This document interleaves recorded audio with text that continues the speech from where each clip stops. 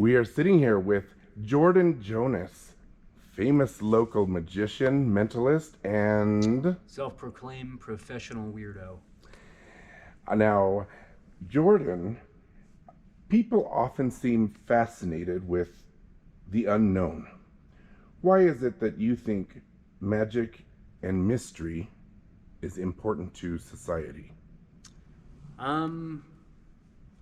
That feeling of not knowing has always, driven people to find out what it is. People want to know, what's on the other side, what's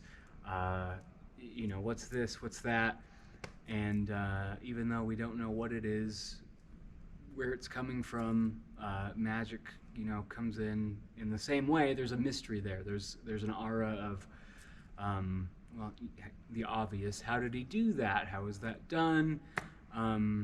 Mystery is tough to explain. It's just a primal feeling, and it keeps me in business. And the most beautiful experience that we can have is the mysterious, is a quote by someone wiser than myself. Well, that's very fascinating, and I agree. When did you first become interested in magic? I was, I believe, 6 years old, if my memory and brain cells are still as good as they were back then. I was 6 years old, and I saw David Blaine's first television special, his street magic special, and he was the first person to take magic off of the stage and away from all the big lavish props and kind of gimmicky looking things, and he would go out and do something with a beer bottle or someone's money, or just up front just read their mind. And because of his very kind of quaaluded character, his demeanor, it seemed like what he was doing was real and that he was some kind of a shaman. And I still think that he is. So. So that was fascinating Yeah. to you. Did you encounter any difficulty in choosing such an unusual profession? Oh yeah, and I still feel sometimes like I've made the wrong choice, but it does have its challenges every once in a while. But then I'm reminded how much I enjoy doing it whenever I am able to perform, and just that feeling enough is able to outweigh all of the negative possible outcomes. What performers inspire you? You mentioned David Blaine. Yeah, there's all kinds, not just magicians. I know a lot of. I'm inspired by a lot of musicians as well. Alice Cooper, all the kind of glammy bands, and Jack White, another musician that inspires me. I'm very lucky that I have a lot of the people that I look up to, that I know, that are some of my close friends, that are some magicians, some of them are musicians, but I kind of have a weird array of different people that I look up to. Uh-huh. And who do you feel is the greatest magician of all time? Whew, that's a difficult one. Just because there's so many different ones that do different things. They all have their own styles, and it's hard to pick. I have a lot of them. Uh-huh. Now, one of your many roles is leading the Albuquerque downtown ghost walk. Yes. And you enjoy doing that? That's another strange job to have. A magician and ghost tour guide is very weird. Yes. What would you say, in your experience, has been the most haunted location in Albuquerque, New Mexico? I would say there's so many different places. I would say one of them, definitely the old Bernalillo County Courthouse or the Chemo Theater. Uh-huh. Between those two, I've had different things happen. Back when I was more skeptical than I am now, those things that happened to me made me lean a little bit more towards believing in all of this stuff. Yes, yes. Now, if I'm not mistaken, the chemo theater has a very mischievous ghost of a little boy. Is that correct? Yeah, Bobby Darnell, Mm-hmm. who died back then during the 1950s, I believe. During a movie, there was a hot water heater that exploded and took his life, unfortunately. But now he hangs out at the chemo, which is a beautiful place to hang out. If you're going to be a ghost, that's a great theater I agree. to spend your time. It's a beautiful building. And they still leave a little bowl of candy for him. Is that That's true? right. They have a whole shrine that's down where the dressing rooms are located. That different shows. They're told before you go out on stage, leave some kind of a knick-knack, paddywhack, bone, something in the shrine for Bobby, so he doesn't, mess with you. Or he's been known for people that don't leave things. He'll make people forget their lines. They'll trip and fall off stage, and an array of different hijinks that he will do to you. Very interesting. So you mentioned a few other buildings. You've had supernatural experiences? Yeah, one of the other place that I mentioned was the old Bernalillo County Courthouse. Mm-hmm. That was where I had one of the most, I would say, it was freaky, but it was also one of the most cliche things to happen that you could happen with a ghost. They have jail cells in the basement of that building. When it used to be a courthouse, they used to be holding cells for people who were waiting to go to trial. And it's completely, for the most part, abandoned now. And I thought it would be a good idea for them to lock me inside one of the cells, leave me in there by myself, turn off all of the lights just to see for funsies how long I could last. Turns out that was a whopping 5 minutes.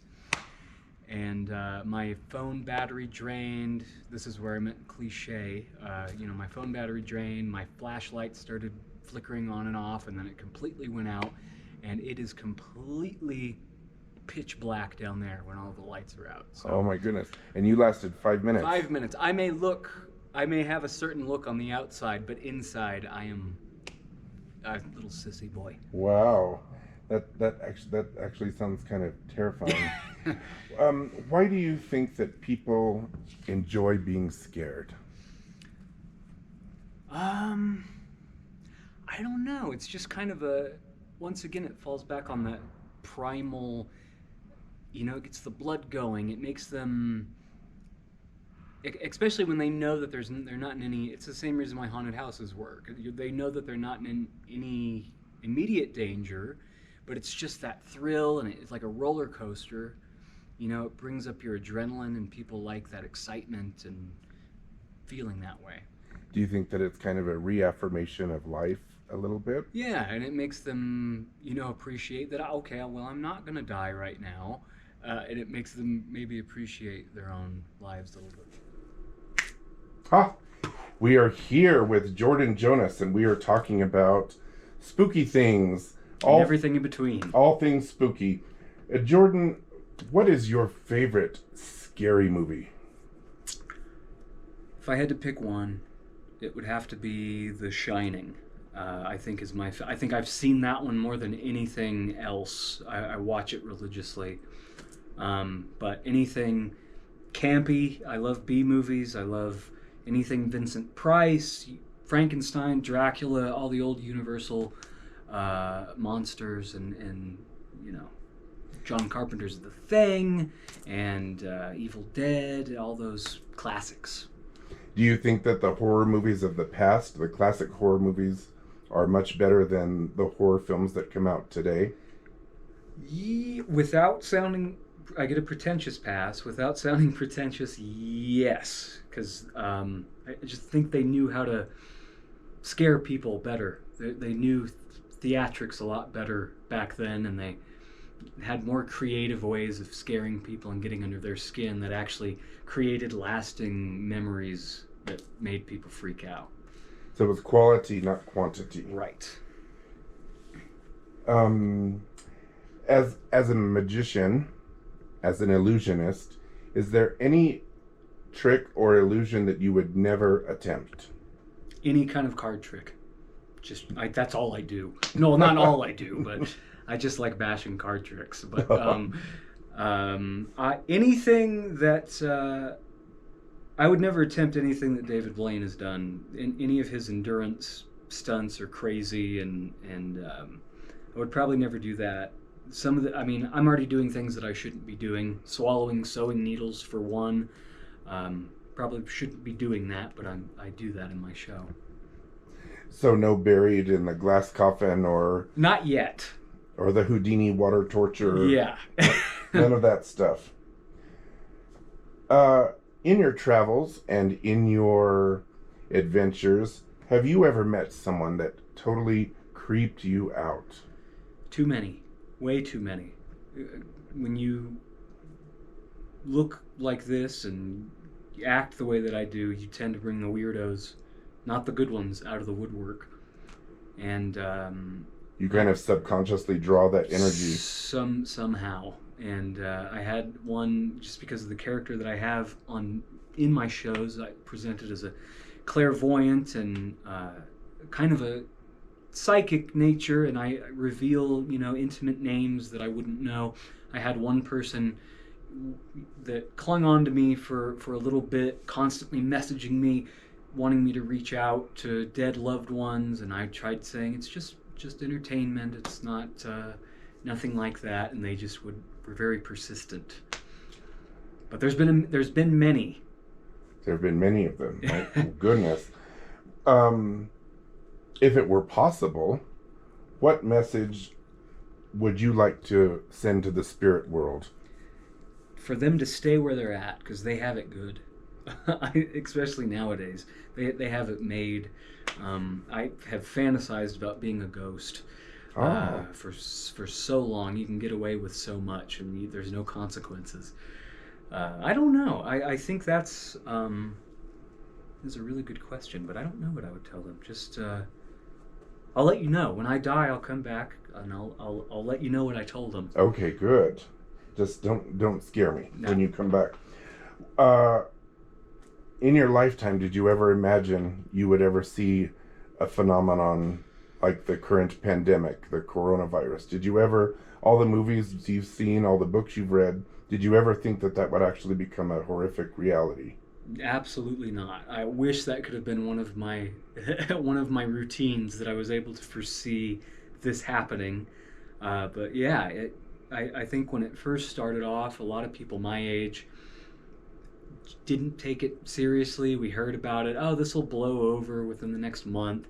And then, month 2 ran around, and 3, and we're still locked in, and it became a very serious issue. But no, I never fathomed this happening. It seems like we were prepared for almost any disaster except for this. For this, right? Yeah. Do you feel that Halloween should still be celebrated this year? Yes and no. I've been telling people, just from your porch, just take your candy bars, and the trick-or-treaters come, just pelt them. Just slingshot it, shoot it out of an air cannon, just at a respectable distance. And if they catch it, great. If they catch it in their face, oh well. That's I think it's, I don't know. I think it's okay. But I don't know anything. I'm just a magician. I'm not a doctor. Okay. I just play one on TV. Okay. Do you have a favorite Halloween memory? Yes. Although I technically don't remember it because I was too young. But when I was a year old and onward, my uncle used to be a drag queen, and he was an awesome drag queen from Story. I never got to know him when I grew up, unfortunately, but the whole family, my grandparents and my mom and my dad, on Halloween he would do his big drag shows down at Sidewinders, what now is Sidewinders, and they would take me along. They dressed me up as a pumpkin. I was the right shape. I was a very large baby, and it stuck with me, I think, somehow subconsciously. And what he used to do kind of rubbed off. The creative genes rubbed off on me in some way. And he used to make incredible, elaborate costumes out of KFC buckets and just different things laying around, and you would never known that it was that way. But I've seen pictures, and it was pretty amazing. So I think, even though I don't remember it, I would have liked to have remembered that, but it happened. That might have been the genesis of your creativity and theatricality. I think so. Wow. Now, is there any words of advice or wisdom that you might tell a child if they said to you, Jordan, I want to be a magician when I grow up? I would immediately say, don't. No. I would say, if that's what you passionately feel like doing, if that's what gives you the feeling of makes you feel natural and makes you feel comfortable, pursue it at all means, no matter what anyone else says. If it makes you feel good and you're making other people feel good, even though a lot of people tell you it's just a dead-end job and you're just a starving artist and you're not gonna make any money from it. I still have people telling me that, and I make more in an hour than some people do, and not to brag or anything, but if it gives you a positive feeling and you're making other people feel good about it, at all means, that should not be taken away from you, and you should pursue it at all costs. Just be prepared for the challenges that would come. Yeah, and there will be many, but if you really truly enjoy doing it and you love it with a passion, you can easily, those obstacles seem like molehills. Well, you would certainly be an inspiration to them because you've become a success and you continue growing as an artist. But I want to thank you, Jordan, for joining us for Virtual Southwest. Thank you for having me. And we will look forward to your future performances, virtual, online, in person, the Albuquerque downtown tours, and anywhere. I pop up in some very strange places, so always keep an eye out and sleep with one eye open. Okay, and make sure if you're not sure, that might be Jordan Jonas just materializing for another performance. Breathing down your neck. Thank you again, and have a great Halloween.